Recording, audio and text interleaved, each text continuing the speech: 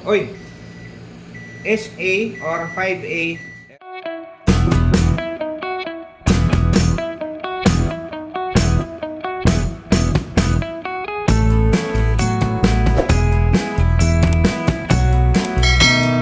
So meron tayong i-diagnose, hindi i-repair, diagnose muna. Samsung na microwave oven. So hindi ko pa natanong yung may-ari nito, kakilala natin yung may-ari nito kung anong issue. So i-diagnose lang na muna natin.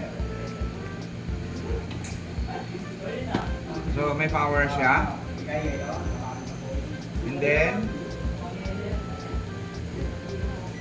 yan. Uy, SA or 5A error.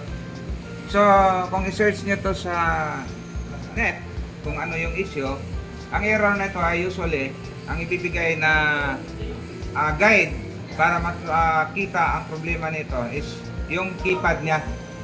So madumi na yung keypad niya or meron nang nag-short, kaya nangyari nag-issue error. So paano ba natin mapatunayan na yan talaga ang issue? Subukan natin i-remove yung connection ng keypad. Pag nawala ang SA error, ibig sabihin 100% na may tama ang keypad natin. Okay, bunutin ko muna. Buksan ko muna.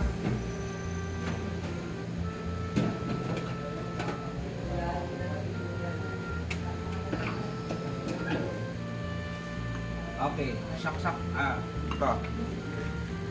So nakita to, ito yung connection papunta doon sa harap. Sa may control panel or keyboard or touchpad.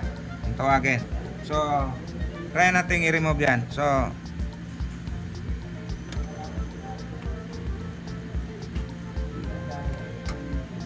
alisin nyo lang yung, hugutin lang o hilain lang yung ipit nya para mahila mo siya. Ayan.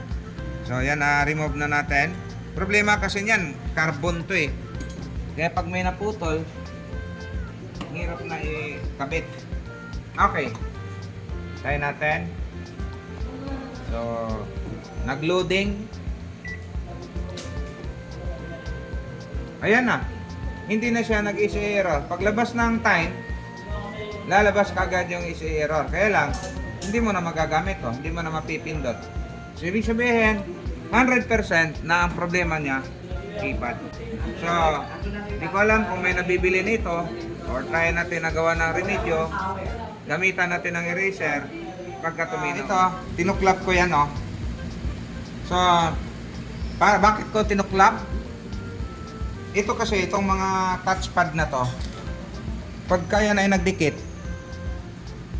magkakaroon ng short yan. So, dapat to papalitan na, wala tayong pamalit. Kaya ang gagawin natin, tinuklap natin yan. Tapos ito, bibiakin din natin. So, sa pagbiak nito, dahan-dahan lang na hindi maputol yung carbon. Pag once na naputol yan, hindi na talaga mapipindot yan.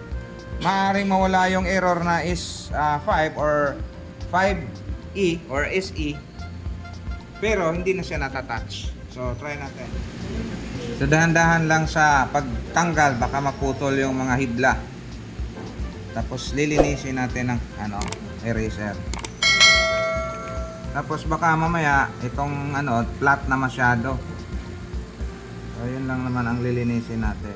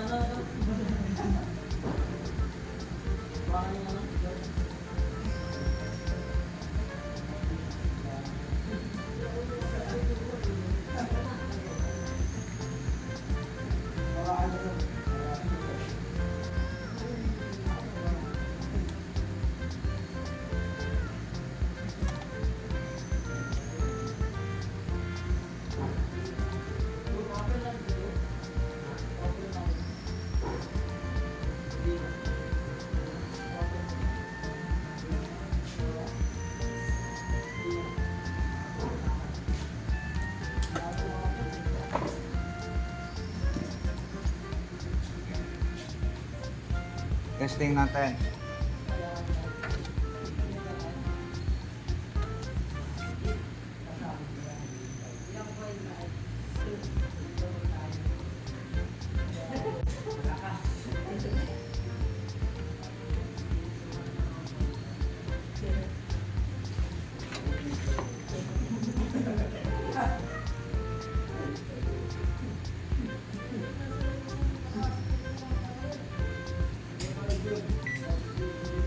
dapat di mag-error. Yun. Pansin nyo, hindi na nag-error. Tingnan natin kung mapindot ba. Ano to?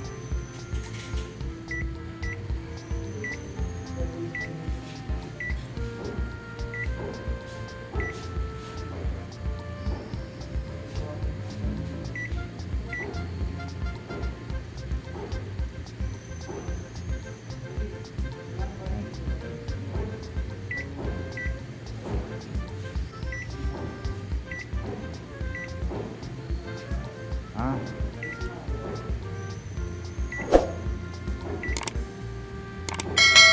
Okay. Sige. Balik na natin to. Tapos tingnan natin kung hindi ba magloko. Final test.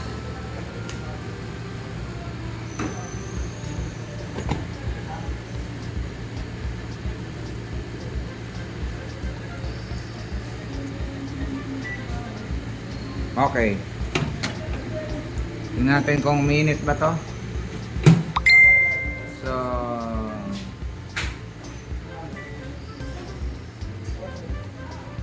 start.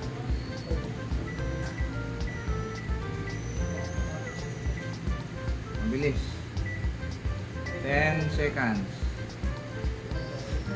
Start. Masyadong diin kaya na-flat yan.